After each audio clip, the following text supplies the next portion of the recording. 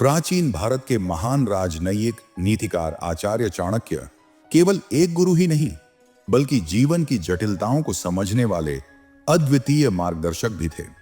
एक दिन उन्होंने अपने शिष्य और भावी सम्राट चंद्रगुप्त मौर्य को बुलाकर कहा, आज मैं तुम्हें कुछ ऐसा बताने वाला हूं जो तुम्हारे पूरे जीवन की दिशा बदल देगा। यह ज्ञान इतना महत्वपूर्ण है कि अगर तुम इसे दिल से अपना लोगे तो कोई भी तुम्हें पराजित नहीं कर सकेगा। याद रखना, जीवन में कुछ स्थान ऐसे होते हैं जहां जाने का मतलब होता है स्वयं को खतरे के मुंह में डाल देना। चाहे कोई तुम्हें वहां आमंत्रित ही क्यों ना करे, तुम्हें एक क्षण भी वहां जाने का विचार नहीं करना चाहिए। भूल से भी उन जगहों की ओर कदम न बढ़ाना, क्योंकि एक साधारण सी चूक भी किसी समझदार व्यक्ति को विनाश की राह पर ले जा सकती है।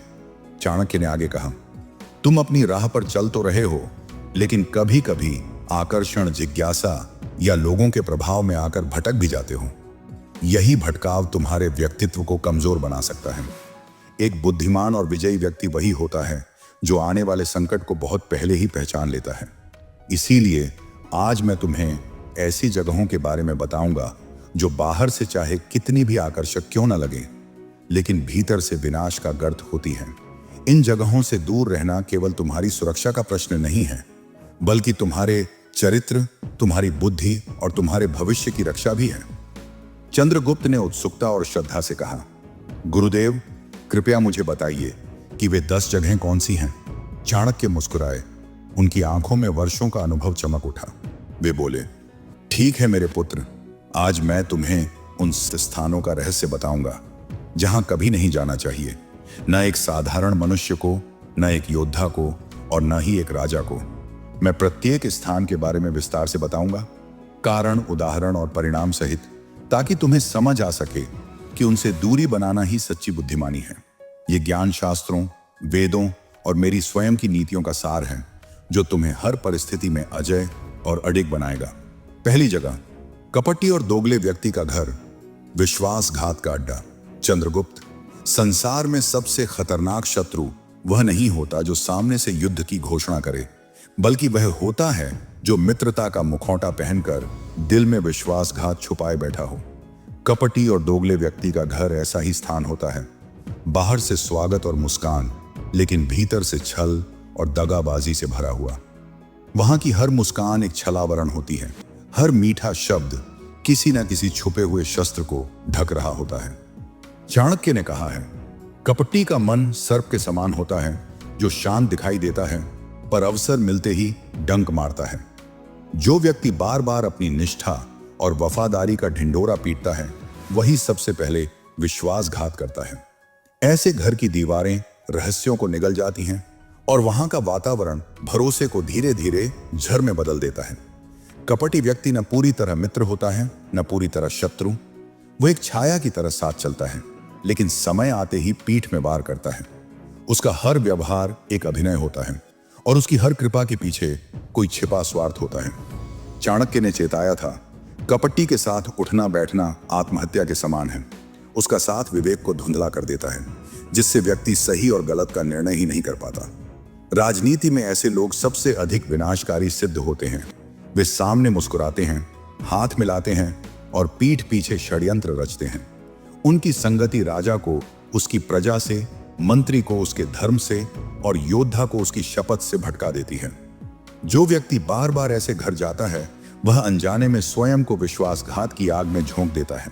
आध्यात्मिक दृष्टि से भी कपटी और दोगले व्यक्ति का घर आत्मा को कलुषित करता है। वहां का वातावरण मन को संदेह, ईर्ष्या और भय से भर देता है। धीरे धीरे व्यक्ति अपने ही प्रियजनों पर भरोसा खोने लगता है और उसकी आत्मा भ्रम और द्वंद्व में फंस जाती है। इसलिए चंद्रगुप्त, कपटी और दोगले व्यक्ति का घर केवल एक स्थान नहीं, बल्कि विश्वासघात का अड्डा है। वहां की एक सैर भी तुम्हारे विवेक को जहर की तरह खोखला कर सकती है। उस स्थान से लौटना संभव है, पर वहां छोड़ा गया भरोसा कभी वापस नहीं आता। जो उसकी दहलीज पार करता है, वह अपने विश्वास और आत्मिक शांति दोनों को खो देता है। दूसरी जगह, शत्रु का घर। चाणक्य ने चंद्रगुप्त को गहरी निगाहों से देखते हुए कहा, चंद्रगुप्त, याद रखो, शत्रु का घर केवल एक इमारत नहीं होता, वह एक जाल होता है। ऐसा जाल जिसमें मिठास के धागे तो होते हैं, लेकिन हर धागे के भीतर विष टपकता है। यह स्थान ऐसा कुआं है जो बाहर से स्वच्छ दिखता है, पर भीतर केवल विष से भरा होता है। जो वहां जाता है वह अपने विवेक, अपनी सुरक्षा और अपना भाग्य तीनों को दांव पर लगा देता है। चाणक्य बोले, शत्रु की मधुर वाणी, उसकी बनावटी मुस्कान और उसका आतिथ्य केवल एक मुखौटा होता है। यह मुखौटा उसके भीतर छिपी हुई शत्रुता को ढकता है। वह तुम्हें अपने घर बुलाकर यह आभास देता है कि उसने बैर भुला दिया है, लेकिन वास्तव में वह तुम्हारे मन को निश्चिंत करके तुम्हारी सावधानी को कमजोर करता है। और जब सावधानी ढीली पड़ती है तब वह वार करता है, ऐसा वार जो सीधे हृदय पर लगता है। उन्होंने कहा, शत्रु का घर मधु का छत्ता है, बाहर से मीठा, भीतर से डंक मारने वाला। वहां की हंसी छल से भरी होती है। वहां की हर बात में छुपा होता है कोई ना कोई षड्यंत्र। वहां की हवा में अविश्वास, वहां का भोजन विष और वहां की बातें मायाजाल होती हैं। जो व्यक्ति शत्रु के घर में प्रवेश करता है वह अपनी बुद्धि और विवेक को जुआ की तरह दांव पर लगाता है। पहले वह आतिथ्य और दिखावटी स्नेह में बहता है, फिर धीरे धीरे उसकी चाल में फंसता चला जाता है। चाणक्य ने शास्त्रों का हवाला देते हुए कहा, शत्रु का संग आत्मघात है। राजनीति में यह और भी खतरनाक होता है। शत्रु का घर वह स्थान होता है जहां गुप्त योजनाएं रची जाती हैं और जहां हर दीवार गवाही देती है कि वहां हर शब्द एक षड्यंत्र है। एक क्षण की असावधानी, एक गलत शब्द, एक असमय की मुस्कान और तुम्हारे राज उनके हाथों में चले जाएंगे। ऐसा एक क्षण भी राजा को उसके सिंहासन से वंचित कर सकता है। उन्होंने चेतावनी दी, जो अपनी गुप्त बातों की रक्षा करना चाहता है, जो अपने लक्ष्य तक पहुंचना चाहता है, वह कभी भी शत्रु के दरवाजे पर दस्तक न दे। शत्रु का दरवाजा वही खटखटाए जो अपनी मृत्यु को आमंत्रित करना चाहता हो। चाणक्य ने इस विषय की आध्यात्मिक गहराई भी समझाई। उन्होंने कहा, शत्रु का घर केवल बाहरी खतरा नहीं है, वह भीतर भी झड़ बोता है। वहां का वातावरण आत्मा को शांति नहीं, अशांति देता है। वहां प्रवेश करते ही मन में पुराना बैर फिर से जाग उठता है। क्रोध और प्रतिशोध की अग्नि भड़कने लगती है। यह अग्नि केवल शत्रु को नहीं जलाती, यह धीरे धीरे उस व्यक्ति की आत्मा को भी भस्म कर देती है। चाणक्य ने अंत में कहा, चंद्रगुप्त, शत्रु के घर की दहलीज पर कदम रखना यानी अपने लिए एक ऐसा मार्ग चुनना जहां से वापसी केवल पश्चाताप के साथ होती है। उसकी मधुर मुस्कान और अतिथि सत्कार के पीछे छुपा छल तुम्हें भस्म कर सकता है। याद रखो, शत्रु का घर मृत्यु का द्वार है। वहां से जो लौटता है वह कभी पहले जैसा नहीं लौटता। तीसरी जगह, चुगलखोर और कलहप्रिय लोगों का घर। चाणक्य की आंखों में अब दृढ़ता चमक रही थी। उन्होंने कहा, चंद्रगुप्त, जो घर चुगली, कलह और परनिंदा का केंद्र बन जाता है वह केवल एक घर नहीं रहता, वह एक अग्निकुंड बन जाता है जो हर रिश्ते को भस्म कर देता है। ऐसे लोग दूसरों की अनुपस्थिति में उनकी कीर्ति का वध करते हैं और उपस्थित होने पर झूठी प्रशंसा का नकाब पहन लेते हैं। उन्होंने कहा, चुगलखोर की वाणी मधु जैसी लगती है, पर उसमें विष मिला होता है। वह जहां भी जाता है वहां शंका के बीज बो देता है। लोग एक दूसरे पर अविश्वास करने लगते हैं और मित्रता का बंधन टूटने लगता है। ऐसा घर धीरे धीरे समाज में विभाजन, ईर्ष्या और वैमनस्य की जड़ बन जाता है। चाणक्य ने कठोर स्वर में कहा, राजनीति में ऐसे लोग सबसे विध्वंसक होते हैं। वे एक मंत्री को दूसरे से, एक सेनापति को दूसरे से लड़वा देते हैं। राज्य का एकता सूत्र टूट जाता है और शत्रु इसी टूटन का लाभ उठाकर आक्रमण कर देता है। जो राजा ऐसे घर की चौखट लांघता है वह अपने ही राज्य की नींव को खोखला कर देता है। इसलिए चंद्रगुप्त, चुगलखोरों और कलहप्रियों के घर से सदा दूर रहना, क्योंकि उनका शब्द भले हल्का लगे पर उनका परिणाम पर्वत सा भारी होता है। चौथी जगह, जहां पर तुम्हारी माँ बाप की इज्जत नहीं होती। चाणक्य ने एक लंबी गहरी सांस ली। उन्होंने चंद्रगुप्त को देखते हुए कहा, सबसे पहली और सबसे महत्वपूर्ण जगह जिसके बारे में तुम्हें हमेशा सतर्क रहना चाहिए वह है जहां तुम्हारे माता पिता की इज्जत नहीं होती। चंद्रगुप्त, जीवन में सबसे बड़ा धन सोना, रत्न या सत्ता नहीं है, बल्कि सम्मान है। वह स्थान जहां तुम्हारे माता पिता का सम्मान न किया जाए, वहां तुम्हारा जाना भी तुम्हारे आत्मसम्मान पर सीधा आघात है। याद रखना, जो व्यक्ति अपने माता पिता का सम्मान नहीं करता वह किसी का सच्चा नहीं हो सकता। जिस जगह पर तुम्हारे जन्मदाताओं को नीचा दिखाया जाता है वहां तुम्हारे व्यक्तित्व को भी तिरस्कार की दृष्टि से देखा जाएगा। ऐसा वातावरण तुम्हें धीरे धीरे भीतर से तोड़ देता है, जैसे दीमक मजबूत लकड़ी को खोखला कर देती है। वे आगे बोले, अपमान एक धीमा झर है जो व्यक्ति की आत्मा को भीतर से नष्ट कर देता है। अगर एक राजा भी अपने माता पिता के सम्मान की रक्षा नहीं कर सकता तो उसकी प्रजा उस पर कैसे भरोसा करेगी। लोग वही नेता मानते हैं जो अपने मूल मूल्यों और परिवार के प्रति निष्ठावान हो। सम्मानित वातावरण व्यक्ति की ऊर्जा को बढ़ाता है और असम्मानित वातावरण उसकी शक्ति को चूस लेता है। इसीलिए जहां तुम्हारे माता पिता का उपहास किया जाता हो, जहां उनके संस्कारों का मजाक उड़ाया जाता हो या उनकी परवरिश पर सवाल उठाए जाते हो, वहां कभी कदम मत रखना, चाहे कोई कितना भी आग्रह क्यों ना करे। ऐसी जगहें कई रूपों में मिल सकती हैं। कोई ऐसा घर जहां तुम्हारे माता पिता को पहले तुच्छ कहा गया हो, कोई सभा जहां उनके मूल्यों को घटिया बताया गया हो, या कोई ऐसा मंच जहां उनके नाम से तुम्हारा मजाक बनाया जाता हो। याद रखना, अगर तुम वहां गए तो तुम्हारी चुप्पी तुम्हारी सहमति समझी जाएगी।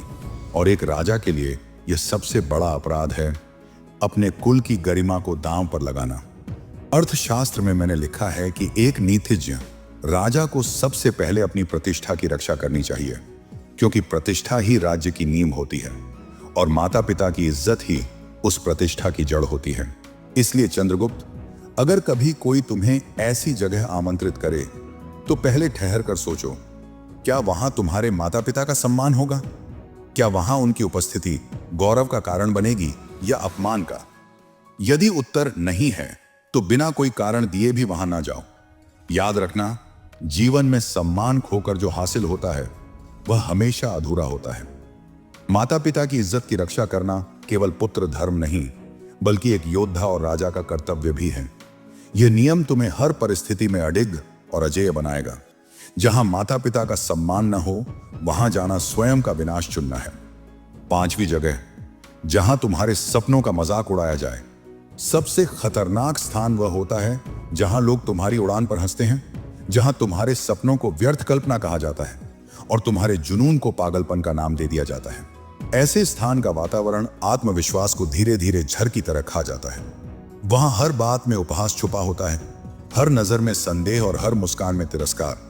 जो व्यक्ति बार बार ऐसी जगह जाता है वह अपने ही सपनों को खोखला मानने लगता है और यहीं से उसका पतन शुरू हो जाता है। ऐसी जगह पर रहना ऐसा है जैसे उपजाऊ बीज को पत्थर में बो देना। चाहे कितना भी पानी दो, कुछ नहीं उगता। वहां के लोग केवल सीमाएं दिखाते हैं, संभावनाएं नहीं। वे तुम्हें बार बार याद दिलाते हैं कि तुम सामान्य हो और सामान्य से आगे बढ़ने की कोई जरूरत नहीं। पर चाणक्य ने कहा था, जो असाधारण बनने की ठाने वही इतिहास रचता है। जब कोई तुम्हारे सपनों का मजाक उड़ाता है तो वह केवल तुम्हें नहीं रोक रहा होता, बल्कि तुम्हारे भीतर की पूरी उड़ान को तोड़ने का प्रयास कर रहा होता है। जहां सपनों का उपहास होता है वहां सफलता कभी जन्म नहीं लेती। वहां का वातावरण संदेह और भय से भरा होता है। तुम्हारे मन की अग्नि को बुझाने के लिए वहां हर वक्त ठंडी हवाएं चलती रहती हैं। पहले तुम्हें लगता है कि यह सिर्फ मजाक है, फिर धीरे धीरे तुम खुद अपने सपनों पर हंसने लगते हो। यही सबसे बड़ा आत्मघात होता है, जब मनुष्य अपने ही स्वप्नों से विश्वास खो दे। राजनीति में भी यह अत्यंत घातक होता है।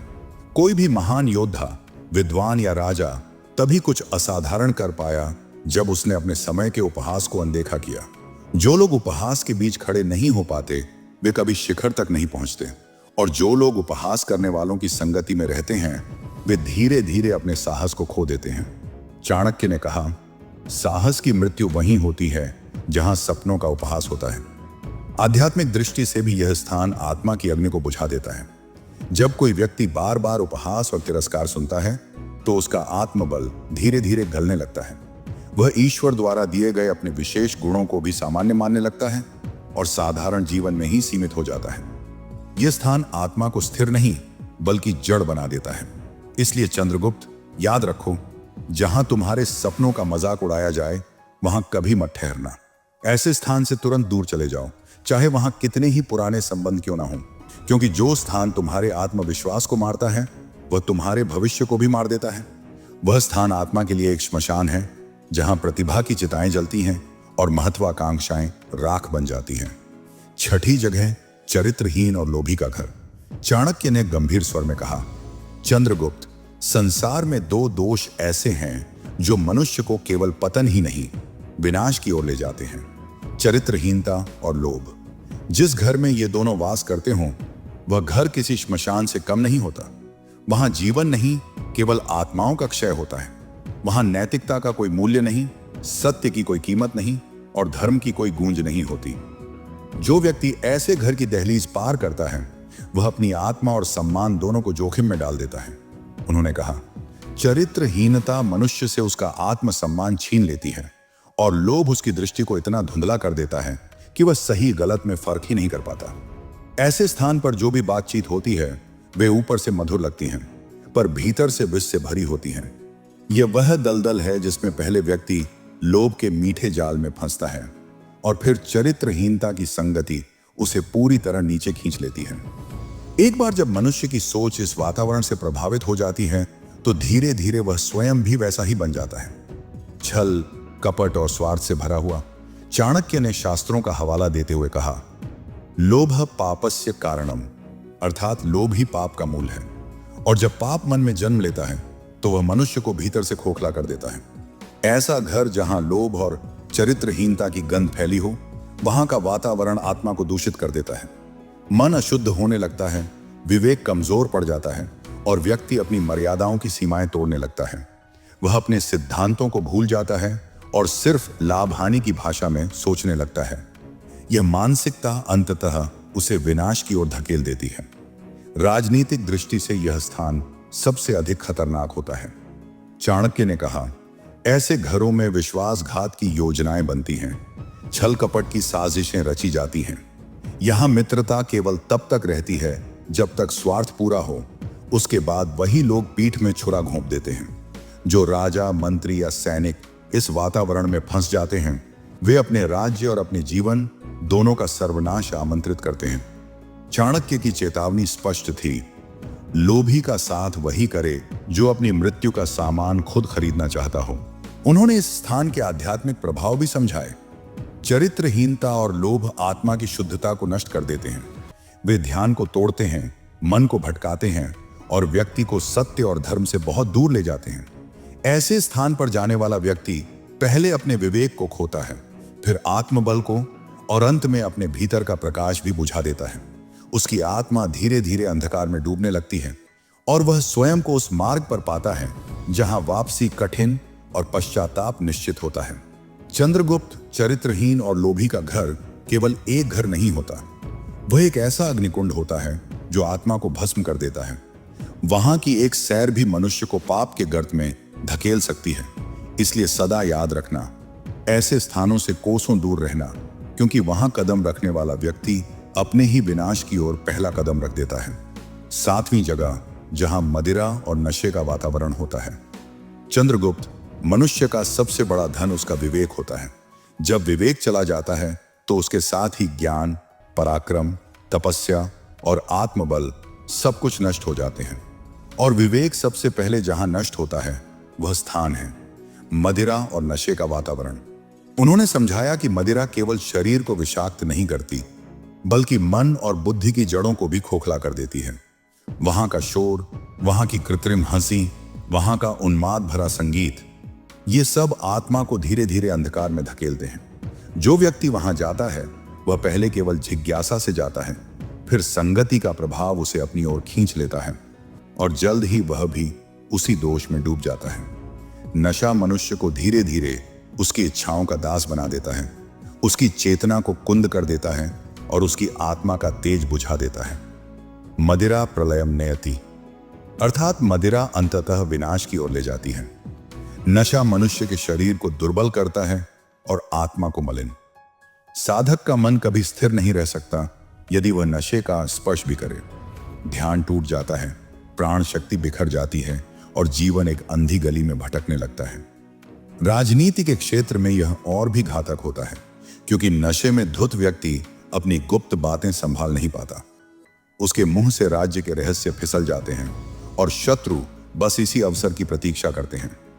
जिस राजा के मंत्री, सेनापति या स्वयं राजा नशे के वश में आ जाएं, उसका राज्य शीघ्र ही शत्रुओं के हाथों में चला जाता है। जो व्यक्ति अपनी गुप्त योजनाओं की रक्षा करना चाहता है, जो अपने जीवन की दिशा खुद तय करना चाहता है, वह नशे का आसरा कभी न ले, क्योंकि नशा मनुष्य से उसका आत्मनियंत्रण छीन लेता है। आत्मनियंत्रण ही वह शक्ति है जिससे व्यक्ति अपने लक्ष्य तक पहुंचता है, और जब वह शक्ति नष्ट हो जाती है तो उसका पतन अवश्यंभावी होता है। आध्यात्मिक दृष्टि से नशा और भी भयावह है। आत्मा की पवित्रता जो मनुष्य को ईश्वर से जोड़ती है, नशे के धुएं में ढक जाती है। मनुष्य का अंतर्मन जो दिव्यता का स्रोत है, धुंधला पड़ जाता है। नशे की धुंध उसके भीतर के प्रकाश को बुझा देती है। ऐसा व्यक्ति फिर न भक्ति कर सकता है, न ध्यान, न साधना। वह केवल भटकता है, एक अंधी गली में, जहां हर कदम उसे अपने विनाश की ओर निकट ले जाता है। चंद्रगुप्त, जहां लोग अपने विवेक को शराब की प्यालियों में डुबो रहे हों, जहां गीत और नृत्य केवल वासना और पागलपन को जन्म दे रहे हों, जहां हर मुस्कान में छल और हर हंसी में खोखलापन भरा हो, उस स्थान से कोसों दूर रहना। वहां की हवा भी विष के समान है। वहां की एक सांस भी आत्मा को दूषित कर सकती है। याद रखो, नशा केवल शरीर को नहीं मारता, वह चरित्र को भी मार देता है। और जिस दिन चरित्र मर जाता है, उस दिन मनुष्य जीवित होकर भी मृत हो जाता है। जगह 8, अहंकारी का घर, आत्मविनाश का द्वार। चंद्रगुप्त, अहंकारी का घर वह स्थान है जहां विनम्रता की मिट्टी सूख चुकी होती है और विवेक की जड़ें जल चुकी होती हैं। यह ऐसा मरुस्थल है जहां प्रेम की छाप नहीं होती, करुणा की धारा नहीं बहती और सत्य का कोई अस्तित्व नहीं रहता। अहंकार मनुष्य की आंखों पर ऐसा पर्दा डाल देता है कि उसे केवल अपनी महानता दिखाई देती है और बाकी सब तुच्छ लगने लगते हैं। आचार्य चाणक्य ने कहा है, अहंकारी का घर अग्निकुंड है जो स्वयं को भी जलाता है और दूसरों को भी भस्म कर देता है। वहां की दीवारों में घमंड की गूंज होती है, वहां की हवा में अहंकार की गंध होती है और वहां की बातें केवल आत्म प्रशंसा और दूसरों को नीचा दिखाने से भरी होती है। जो व्यक्ति ऐसे घर में जाता है, वह धीरे धीरे उस घमंड की आग में खुद भी झुलसने लगता है। पहले वह अहंकारी की आत्म प्रशंसा को मनोरंजक मानता है, फिर अनजाने में खुद भी उसी श्रेष्ठता के भ्रम में खो जाता है। वह भूल जाता है कि अहंकार की चमक क्षणिक होती है, लेकिन उसका अंधकार स्थायी होता है। अहंकार सर्वनाश का कारण है, क्योंकि अहंकार विवेक को नष्ट कर देता है और व्यक्ति को अपने ही पतन की राह पर धकेल देता है। राजनीति में तो अहंकारी का घर और भी घातक होता है। ऐसा व्यक्ति शत्रु की योजनाओं को हल्के में लेता है, सलाह को अनसुना कर देता है और अपनी शक्ति को ही सर्वश्रेष्ठ मानकर घमंड में चूर हो जाता है। परिणाम यह होता है कि वह शत्रु के पहले ही वार में धराशायी हो जाता है। चाणक्य की चेतावनी स्पष्ट है, जो अहंकारी के साथ उठता बैठता है, वह स्वयं अपने विनाश का बीज बोता है। आध्यात्मिक दृष्टि से भी अहंकार आत्मा का सबसे बड़ा शत्रु है। अहंकारी का घर मन को सत्य और ईश्वर से दूर कर देता है। वहां का वातावरण ध्यान को भंग करता है, आत्मा के तेज को मलिन कर देता है और व्यक्ति के भीतर की शांति को नष्ट कर देता है। जो वहां बार बार जाता है, वह अपने भीतर के दिव्य प्रकाश को खो देता है और घमंड के अंधकार में डूब जाता है। इसलिए चंद्रगुप्त, अहंकारी का घर केवल एक जगह नहीं, बल्कि आत्मविनाश का द्वार है। वहां की एक सैर भी तुम्हें घमंड के उस अंधे कुएं में धकेल सकती है, जहां से लौटकर केवल पश्चाताप ही हाथ लगता है। यह स्थान वह विष है जो आत्मा को धीरे धीरे भीतर से खोखला कर देता है। 9वीं जगह, वेश्या का घर। चाणक्य ने गंभीर स्वर में कहा, चंद्रगुप्त, जीवन में कुछ स्थान ऐसे होते हैं जो बाहर से आकर्षक दिखाई देते हैं, लेकिन भीतर से आत्मा को खोखला कर देते हैं। उनमें सबसे खतरनाक स्थान है वेश्या का घर। उन्होंने चंद्रगुप्त की आंखों में देखते हुए कहा, जिस राजा का सेनापति वेश्या के घर जाने लगे, उसकी सेना का साहस समाप्त हो जाता है। जिस मंत्री का मन वहां रमने लगे, उसकी नीति भ्रष्ट हो जाती है, और जिस प्रजा का झुकाव वहां होने लगे, उस राज्य का पतन निश्चित हो जाता है।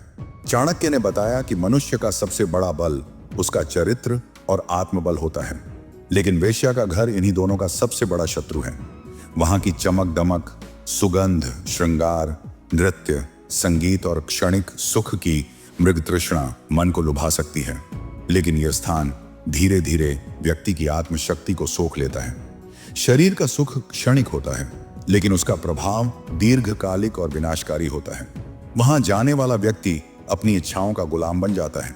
उसका आत्मबल क्षीण होने लगता है और वह आलस्य, मोह और निर्बलता के दलदल में फंस जाता है।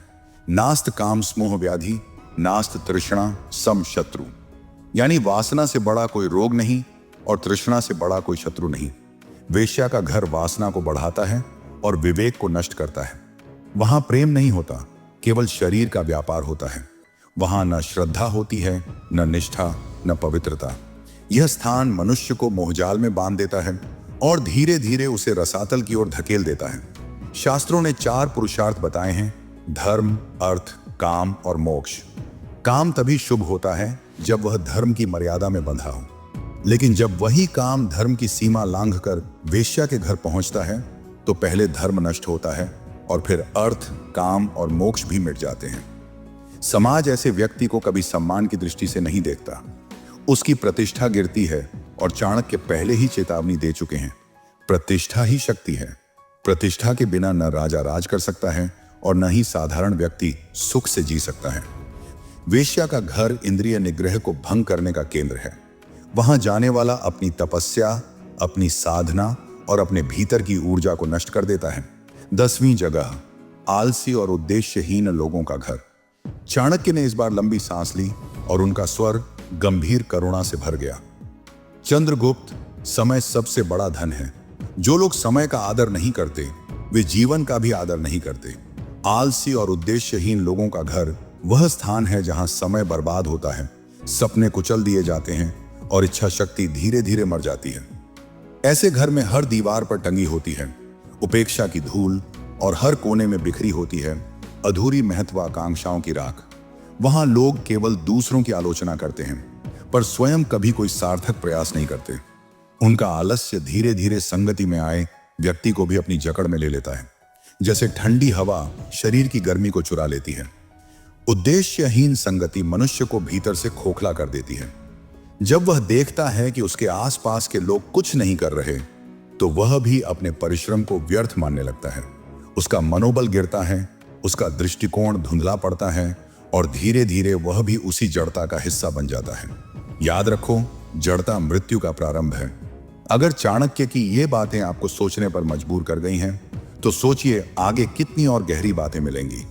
ऐसी ही और खास सीखें पाने के लिए वीडियो को लाइक करें, चैनल को सब्सक्राइब करें और बेल आइकन दबाना न भूलें, क्योंकि असली ज्ञान आपको यही मिलेगा। शुक्रिया दोस्तों।